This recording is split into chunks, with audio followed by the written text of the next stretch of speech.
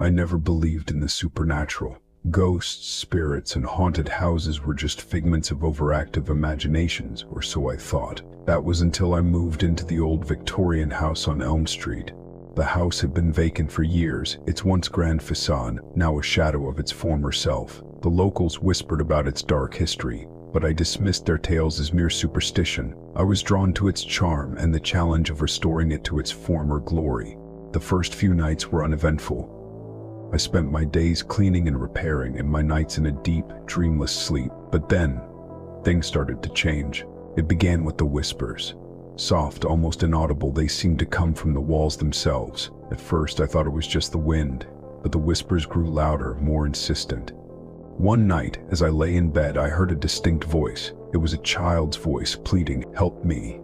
My heart raced, and I bolted upright, scanning the room. There was no one there. I tried to convince myself it was just my imagination, but the voice continued, night after night. Determined to uncover the source, I began to explore the house more thoroughly. In the attic, I found an old, dusty journal. It belonged to a girl named Emily, who had lived in the house over a century ago.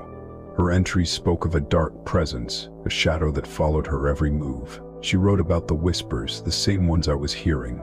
As I read, the temperature in the attic dropped, and I felt a cold breath on my neck. I turned around, and there it was, a shadowy figure, barely visible in the dim light. It moved closer, and I could feel its malevolent presence. Panic set in, and I fled the attic, the journal clutched tightly in my hand.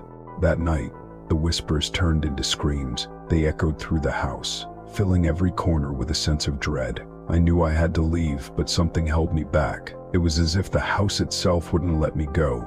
Desperate, I decided to make a run for it. I grabbed my essentials and headed for the front door, but it wouldn't budge. The windows were sealed shut, and the walls seemed to close in on me. The shadowy figure appeared again, blocking my path. I had no choice but to find another way out. I remembered the basement had an old storm door that led outside. I sprinted down the stairs, the shadow hot on my heels. The basement was a maze of old furniture and forgotten relics, but I managed to find the door.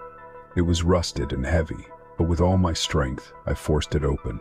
As I stumbled into the night, the shadow let out a piercing wail. I didn't look back. I ran through the overgrown garden and onto the street, my heart pounding in my chest. I didn't stop until I reached the safety of a neighbor's house.